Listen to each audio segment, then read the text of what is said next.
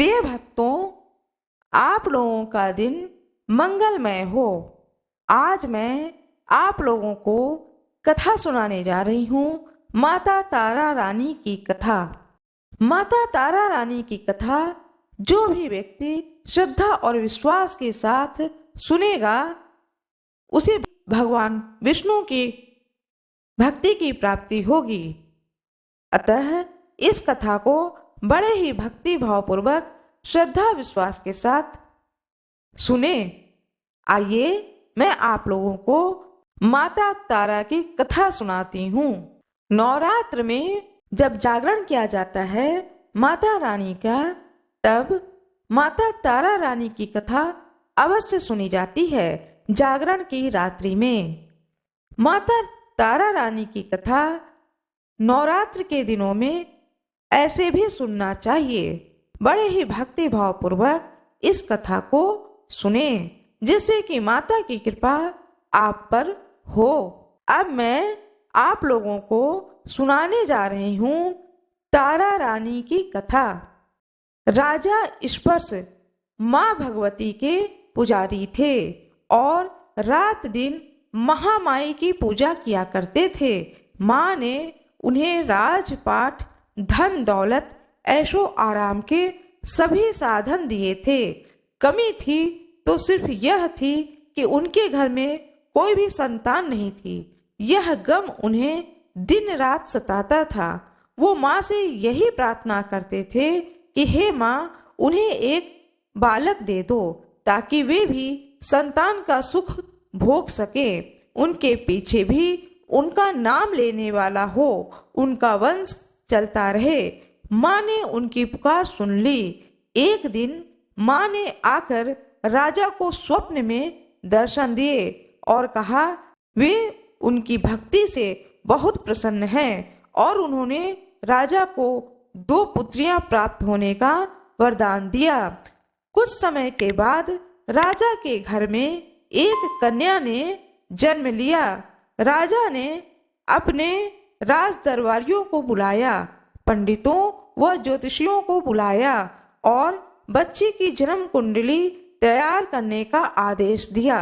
पंडित तथा ज्योतिषियों ने उस बच्ची की जन्म कुंडली तैयार की और कहा कि वह कन्या तो साक्षात देवी है।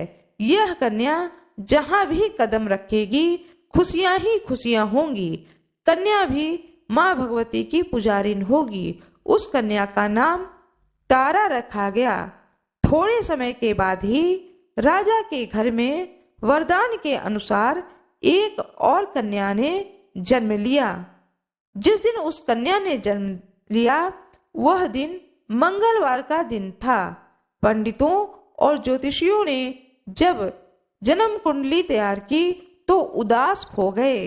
राजा ने उदासी का कारण पूछा तो वे कहने लगे कि यह कन्या राजा के लिए शुभ नहीं है।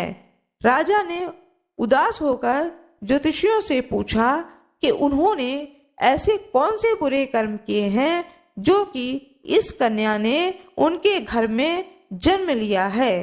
उस समय ज्योतिषियों ने ज्योतिष की गणना के अनुसार बताया कि ये दोनों कन्याएं जिन्होंने उनके घर में जन्म लिया था वह पूर्व जन्म में देवराज इंद्र के दरबार की अप्सराएं थीं।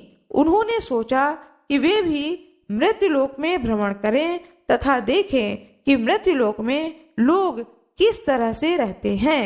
दोनों ने मृत्युलोक पर आकर एकादशी का व्रत रखा। बड़ी बहन का नाम तारा था और छोटी बहन का नाम रुकमन था। बड़ी बहन तारा ने अपनी छोटी बहन से कहा कि रुकमन, आज एकादशी का व्रत है, हम लोगों ने आज कुछ भी भोजन नहीं किया है, अतः वो बाजार जाए और कुछ फल ले आए। रुकमन बाजार फल लेने के लिए गई। वहां उसने मछली के पकौड़े बनते हुए देखे। उसने अपने पैसों के तो पकौड़े खा लिए तथा तारा के लिए फल लेकर वापस आ गई और उसने तारा को दे दिया। तारा के पूछने पर उसने बताया कि उसने मछली के पकौड़े खा लिए हैं। तारा ने उसको एकादशी के दिन मांस खाने के कारण श्राप दे दिया कि वो निम्न योनियों में गिरे और छिपकली बनकर सारी उम्र ही कीड़े मकोड़े खाती रहे। उसी देश में एक ऋषि गुरु गोरख अपने शिष्यों के साथ रहते थे। उनके शिष्यों में एक शिष्य तेज स्वभाव का था तथा घमंडी भी था। एक दिन वो घमंडी शिष्य पानी का कमंडल भरकर खुले स्थान में एकांत में जाकर तपस्या पर बैठ गया। वो अपनी तपस्या में लीन था। उसी समय उधर से एक प्यासी कपिला गाय आ गई। उस ऋषि के पास पड़े कमंडल में पानी पीने के लिए उसने मुंह डाला और सारा पानी पी गई। जब कपिला गाय ने मुंह बाहर निकाला तो खाली कमंडल की आवाज सुनकर उस ऋषि की समाधि टूटी। उसने देखा कि गाय ने सारा पानी पी लिया था। ऋषि ने गुस्से में आकर उस कपिला गाय को बहुत बुरी तरह चिमटे से मारा, जिससे वह गाय लहूलुहान हो गई। यह खबर गुरु गोरख को मिली तो उन्होंने कपिला गाय की हालत देखी। उन्होंने उस शिष्य को बहुत बुरा भला कहा और उसी वक्त आश्रम से निकाल दिया। गुरु गोरख ने गौ माता पर किए गए पाप से छुटकारा पाने के लिए कुछ समय बाद एक यज्ञ रचाया। इस यज्ञ का पता उस शिष्य को भी चला। उसने कपिला गाय को मारा था। उसने सोचा कि वह अपने अपमान का बदला जरूर लेगा। यज्ञ शुरू होते ही उस शिष्य ने एक पक्षी का रूप धारण किया और चोंच में सर्प लेकर भंडारे में फेंक दिया, जिसका किसी को पता न चला। वह छिपकली जो पिछले जन्म में तारा देवी की छोटी बहन थी तथा बहन के श्राप को स्वीकार कर छिपकली बनी थी, सर्प का भंडारे में गिरना देख रही थी। उसे त्याग व परोपकार की शिक्षा अब तक याद थी। वह भंडारा होने तक घर की दीवार पर चिपकी समय की प्रतीक्षा करती रही। कई लोगों के प्राण बचाने हेतु उसने अपने प्राण न्यौछावर कर लेने का मन ही मन निश्चय किया। जब खीर भंडारे में दी जाने वाली थी, बांटने वाले की आंखों के सामने ही वह छिपकली दीवार से कूदकर कढ़ाई में जा गिरी। लोग छिपकली को बुरा भला कहते हुए खीर की कढ़ाई को खाली करने लगे। उन्होंने उस कढ़ाई में मरे हुए सांप को देखा। तब जाकर सबको मालूम हुआ कि छिपकली ने अपने प्राण देकर उन सबके प्राणों की रक्षा की है। उपस्थित सभी सज्जनों और देवताओं ने उस छिपकली के लिए प्रार्थना की कि उसे सब योनियों में उत्तम मनुष्य जन्म प्राप्त हो तथा अंत में उसे मोक्ष की प्राप्ति हो। तीसरे जन्म में वह छिपकली राजा स्पर्श के घर कन्या के रूप में जन्मी। दूसरी बहन तारा देवी ने फिर मनुष्य जन्म लेकर तारामती नाम से अयोध्या के प्रतापी राजा हरिश्चंद्र के साथ विवाह किया। राजा स्पर्श ने ज्योतिषियों से कन्या की कुंडली बनवाई। ज्योतिषियों ने राजा को बताया कि कन्या आपके लिए हानिकारक सिद्ध होगी, शकुन ठीक नहीं है, अतः वे उसे मरवा दें। राजा बोले कि लड़की को मारना ठीक नहीं है, इससे बहुत बड़ा पाप लगेगा, अतः वे इस पाप का भागी नहीं बन सकते हैं। तब ज्योतिषियों ने विचार करके राय दी कि हे राजा, उसे एक लकड़ी के संदूक में बंद करके ऊपर से सोना चांदी आदि जड़वा दें, तो फिर उस संदूक के भीतर लड़की को बंद करके नदी में प्रवाहित करवा दें। सोने चांदी से जड़ा हुआ संदूक अवश्य ही कोई लालच में आकर निकाल लेगा। राजा को कन्यावध का पाप भी नहीं लगेगा। ऐसा ही किया गया और नदी में बहता हुआ संदूक काशी के समीप एक भंगी को दिखाई दिया, तो वह संदूक को नदी से बाहर निकाल लाया। उसने जब संदूक खोला तो सोने चांदी के अतिरिक्त अत्यंत रूपवान कन्या दिखाई दी। उस भंगी के कोई संतान नहीं थी। उसने अपनी पत्नी को वह कन्या लाकर दी। पत्नी की प्रसन्नता का ठिकाना न रहा। उसने अपनी संतान के समान ही उस बच्ची को छाती से लगा लिया। भगवती की कृपा से उसके स्तन में दूध भी उतर आया। पति पत्नी दोनों ने प्रेम से कन्या का नाम रुक्को रख दिया और रुक्को बड़ी हुई तो उसका विवाह हुआ।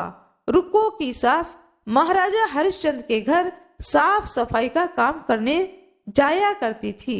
एक दिन वह बीमार पड़ गई तो रुक्को महाराजा हरिश्चंद्र के घर काम करने के लिए पहुंच गई।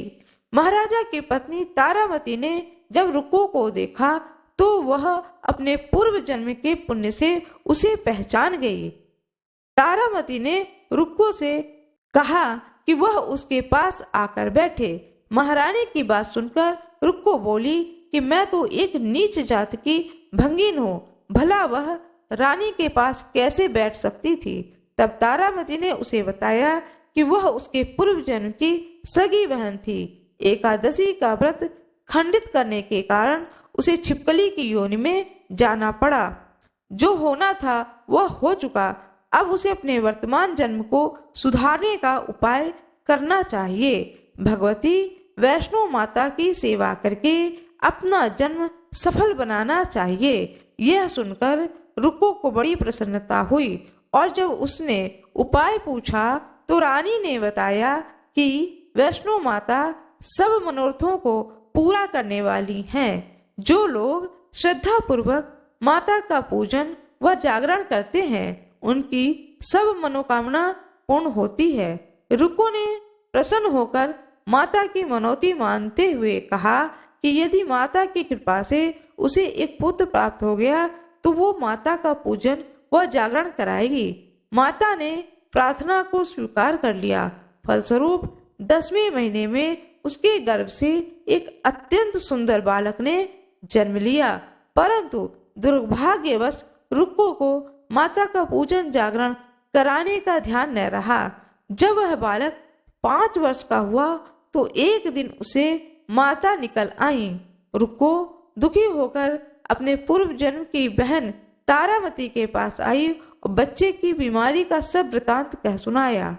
तब तारामती ने पूछा कि उससे माता के पूजन में कोई भूल तो नहीं हुई है। इस पर रुक्को को 6 वर्ष पहले की बात याद आ गई। उसने अपराध स्वीकार किया। फिर उसने मन में निश्चय किया कि बच्चे को आराम आने पर जागरण अवश्य कराएगी। भगवती की कृपा से बच्चा दूसरे ही दिन ठीक हो गया। तब रुक्को ने देवी के मंदिर में ही जाकर पंडित से कहा कि उसे अपने घर पर माता का जागरण करना है। अतः वे मंगलवार को उसके घर पधार कर कृतार्थ करे। पंडित बोले कि यही 5 रुपए देती जा। पंडित जी उसके नाम से मंदिर में ही जागरण करवा देंगे, क्योंकि वह एक नीच जात की स्त्री है, इसलिए वे उसके घर में जाकर देवी का जागरण नहीं कर सकते हैं। रुक्को ने कहा कि माता के दरबार में तो ऊंच नीच का कोई विचार नहीं होता है। वे तो सब भक्तों पर समान रूप से कृपा करती हैं, अतः उनको कोई ऐतराज नहीं होना चाहिए। इस पर पंडित ने आपस में विचार करके कहा कि यदि महारानी उसके जागरण में पधारे तब वे भी स्वीकार कर लेंगे। यह सुनकर रुक्को महारानी के पास गई और सब वृतांत कह सुनाया।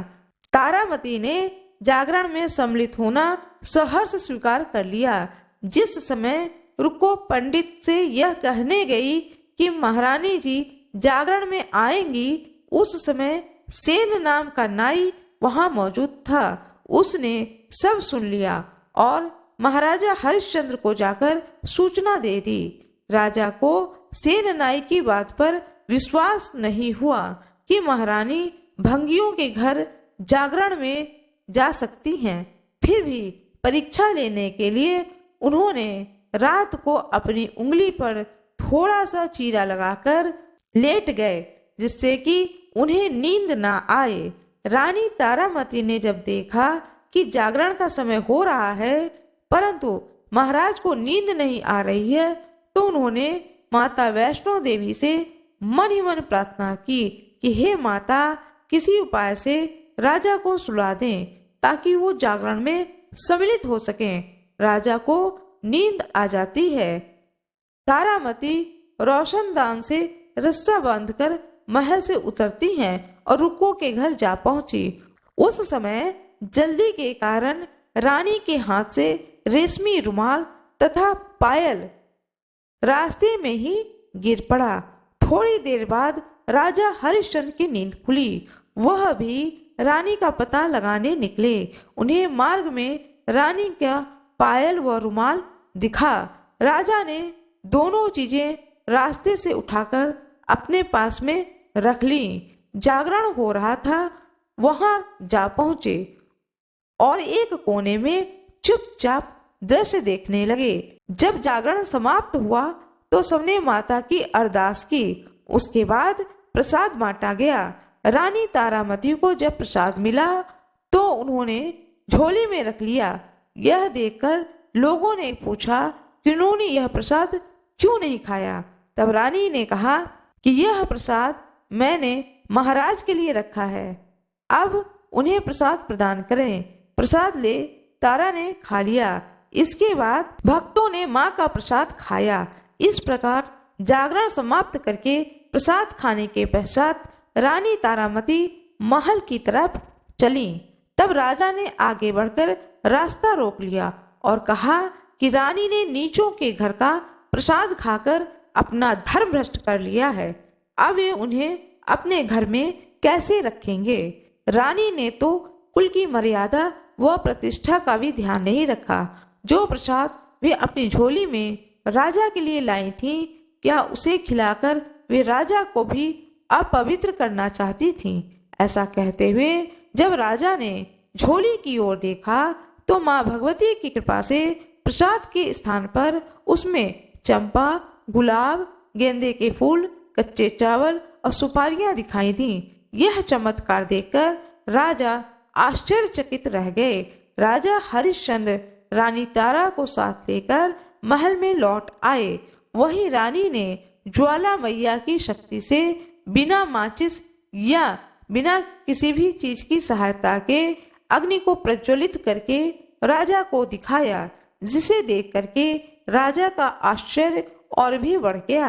रानी बोली कि प्रत्यक्ष दर्शन पाने के लिए बहुत ही बड़ा त्याग करना पड़ता है।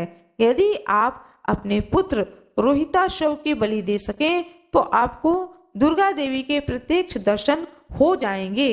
राजा के मन में तो देवी के दर्शन की लगन हो गई थी। राजा ने पुत्र मोह को त्याग कर रोहिताशव का सिर देवी को अर्पण कर दिया। ऐसी सच्ची श्रद्धा एवं विश्वास को देखकर दुर्गा माता सिंह पर सवार हो उसी समय प्रकट हो गईं और राजा हरिश्चंद्र के दर्शन को देकर कृतार्थ कर दिया। मरा हुआ पुत्र भी जीवित हो गया। चमत्कार देखकर राजा हरिश्चंद्र गदगद हो गए। उन्होंने विधि पूर्वक माता का पूजन करके अपराधों की क्षमा मांगी। सुखी रहने का आशीर्वाद दे माता वहां से अंतर ध्यान हो गईं। राजा ने तारा रानी की भक्ति की प्रशंसा करते हुए कहा कि हे रानी, मैं आपके आचरण से अत्यंत प्रसन्न हूँ। उनके धन्य भाग जो वे उसे पत्नी के रूप में प्राप्त हुई हैं। आयु पर्यंत सुख भोगने के पश्चात राजा हरिश्चंद्र, रानी तारामती एवं रुक्मन भंगिनी तीनों ही मनुष्य योनि से छूटकर देवलोक को प्राप्त हुए।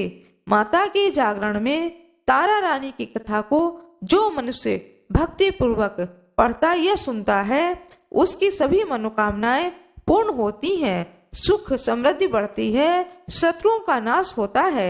इस कथा के बिना माता का जागरण पूरा नहीं माना जाता है। माता तारा की जय हो, भगवान विष्णु की जय हो, राजा हरिश्चंद्र की जय हो। जय माता दी।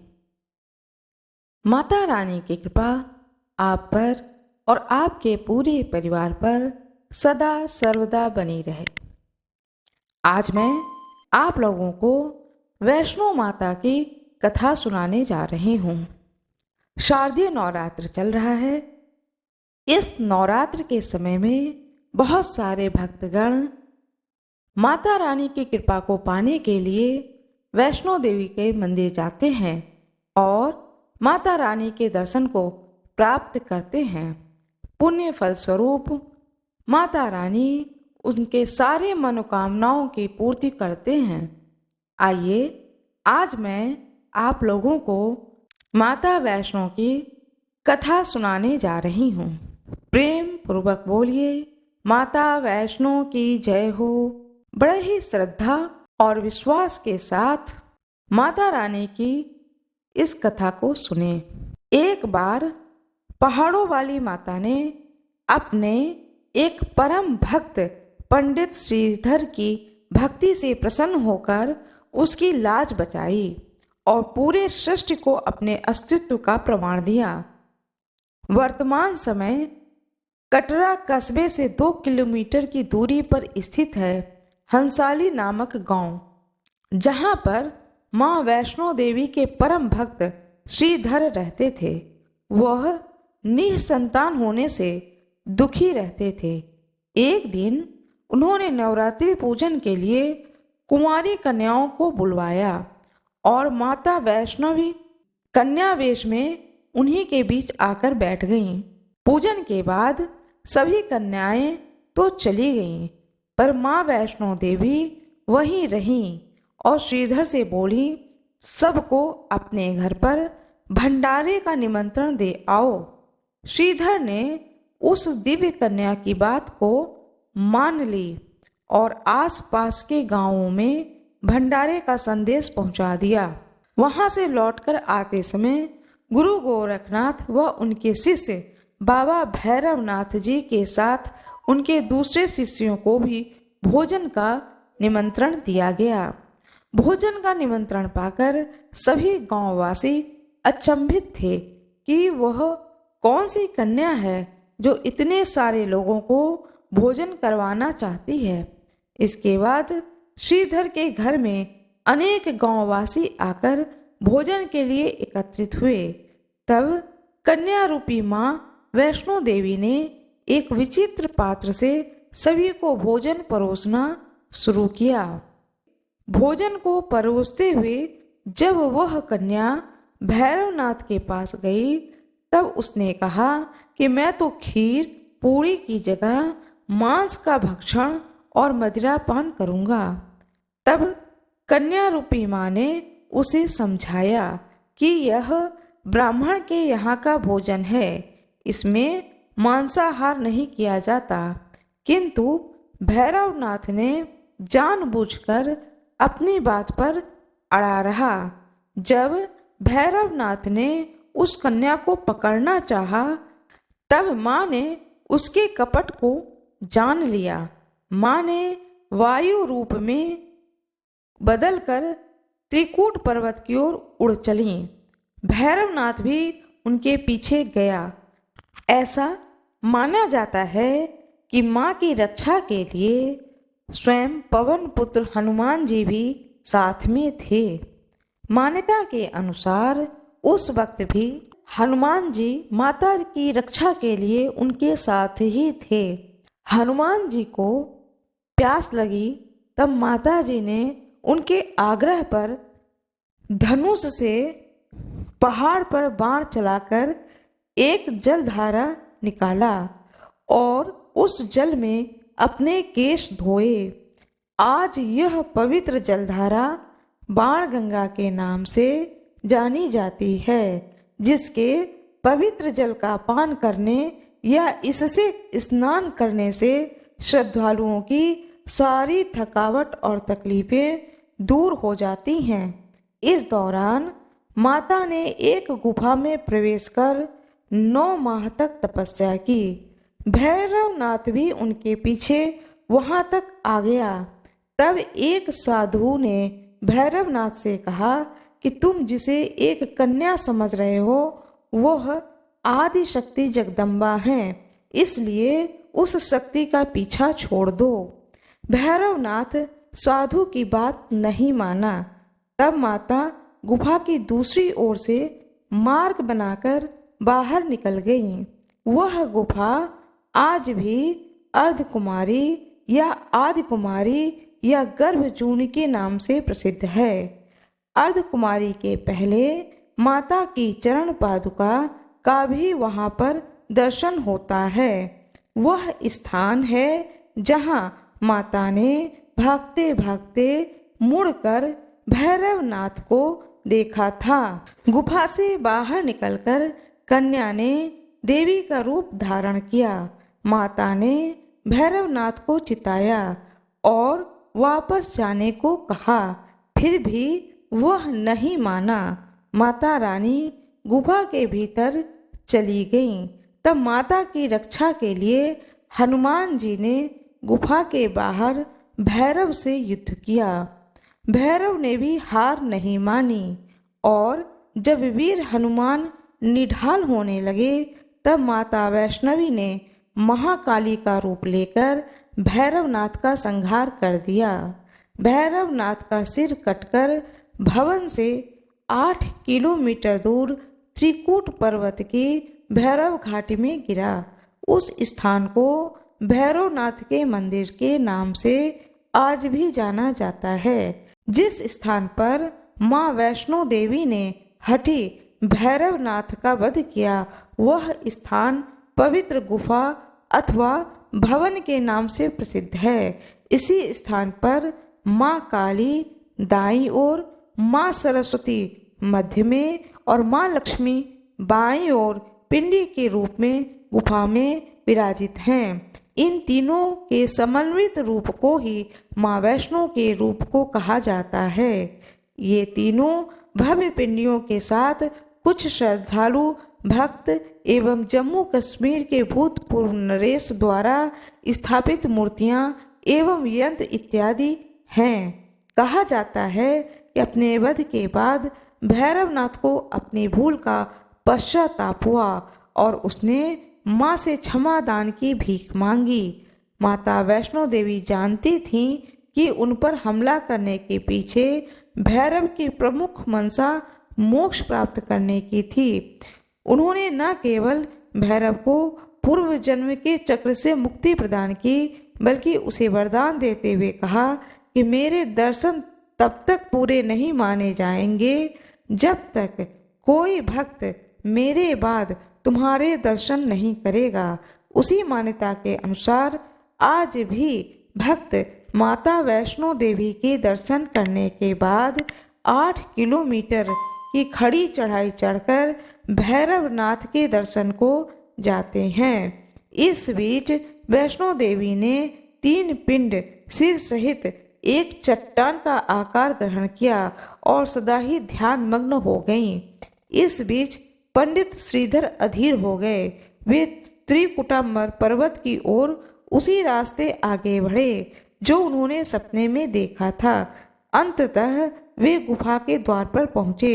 उन्होंने कई विधियों से पिंडों की पूजा की और फिर उस पूजा को अपनी दिनचर्या बना ली। देवी उनकी पूजा से प्रसन्न हुईं और उनके सामने प्रकट हुईं और उन्हें आशीर्वाद दिया। तब से श्रीधर और उनके वंशज देवी माँ वैष्णो देवी की पूजा करते आ रहे हैं। माता वैष्णो की जय हो। माता काली की जय हो। माता सरस्वती की जय हो। माता लक्ष्मी की जय हो। माता वैष्णो देवी की एक अन्य पौराणिक कथा है जिसे मैं आप लोगों को सुनाने जा रही हूँ। माता वैष्णो की जय हो। बड़े ही श्रद्धा भाव पूर्वक इस कथा को सुने, जिससे कि माता रानी की कृपा आपको प्राप्त हो। हिंदू पौराणिक मान्यताओं के अनुसार जगत में धर्म की हानि होने और अधर्म की शक्तियों के बढ़ने पर आदि शक्ति के सत, रज और तम तीनों रूप महासरस्वती, महालक्ष्मी और महादुर्गा ने अपने सामूहिक बल से धर्म की रक्षा के लिए एक कन्या के रूप में प्रकट हुई। यह कन्या त्रेता युग में भारत के दक्षिण समुद्री तट पर रामेश्वर में पंडित रत्नाकर की पुत्री के रूप में अवतरित हुईं। कई सालों से संतानहीन रत्नाकर ने बच्ची को त्रिकुटा नाम दिया, परंतु भगवान विष्णु के अंश के रूप में प्रकट होने के कारण वैष्णवी नाम से विख्यात हुईं। लगभग 9 वर्ष की होने पर उस कन्या को जब यह मालूम हुआ कि भगवान विष्णु ने भी इस भूलोक में भगवान श्री राम के रूप में अवतार लिया है, तब वह भगवान श्री राम को पति मानकर उनको पाने के लिए कठोर तप करने लगीं। जब श्री राम सीता जी के हरण के बाद माता सीता की खोज करते हुए रामेश्वर पहुँचे, तब समुद्र तट पर ध्यान मग्न कन्या को देखा। उस कन्या ने श्री राम से उसे पत्नी के रूप में स्वीकार करने को कहा। भगवान श्री राम ने उस कन्या से कहा कि उन्होंने इस जन्म में सीता जी से विवाह किया है और वह एक पत्नी व्रत का प्रण लिए हैं, किंतु कलयुग में मैं कलिक अवतार लूंगा और तुम्हें अपनी पत्नी के रूप में स्वीकार करूंगा। उस समय तुम हिमालय में स्थित त्रिकूट पर्वत की श्रेणी में जाकर तप करो और भक्तों के कष्ट और दुखों का नाश कर जगत कल्याण करती रहो। जब श्री राम ने रावण के विरुद्ध विजय प्राप्त किया, तब माँ ने नवरात्र मनाने का निर्णय लिया। इसलिए तब से लोग 9 दिनों के अवधि में रामायण का भी पाठ लोग करते हैं। श्री राम ने वचन दिया था कि समस्त संसार द्वारा माँ वैष्णो देवी की स्तुति गाई जाएगी। त्रिकुटा वैष्णो देवी के रूप में प्रसिद्ध होंगी और सदा के लिए अमर हो जाएंगी। माता वैष्णो देवी की जय हो, प्रभु राम की जय हो। माता रानी अपने भक्तों पर कृपा सदा बनाए रखती हैं और जो कोई भी भक्ति भाव से उनकी आराधना करता है, माँ की कृपा सदा सर्वदा उन पर बनी रहती है। माँ दुर्गा की जय हो, माँ के 9 रूपों की जय हो, जय हो, जय हो। जिस प्रकार माँ दुर्गा ने उस ब्राह्मण देवता के ऊपर कृपा करी है, उसी प्रकार माँ दुर्गा कथा सुनने वाले को और कथा सुनाने वाले पर कृपा करें। माता रानी की जय हो, वैष्णो माता की जय हो। जय माता दी। यदि आप लोगों को यह कथा अच्छी लगी हो तो कृपया कमेंट बॉक्स में जय माता दी, जय श्री राम अवश्य लिख दीजिएगा। प्रिय भक्तों, आपको यदि यह वीडियो अच्छी लगे तो कृपया वीडियो को लाइक जरूर कर दीजिएगा, चैनल को सब्सक्राइब कर दीजिएगा, बेल आइकन दबाना ना भूलिएगा। कमेंट बॉक्स में जय माँ अवश्य लिख दीजिएगा। जो कोई भी नए हो मेरे चैनल पर तो कृपया चैनल को सब्सक्राइब अवश्य कर दीजिएगा, जिससे कि सबसे पहले नोटिफिकेशन आप तक पहुँचे, सारी जानकारी आप तक पहुँचे और माता रानी की कृपा आप लोगों पर सदा सर्वदा बनी रहे। माता रानी की जय हो। वीडियो को लाइक कर दीजिएगा, चैनल को सब्सक्राइब कर दीजिएगा और कृपया बेल आइकन दबाना न भूलिएगा। धन्यवाद।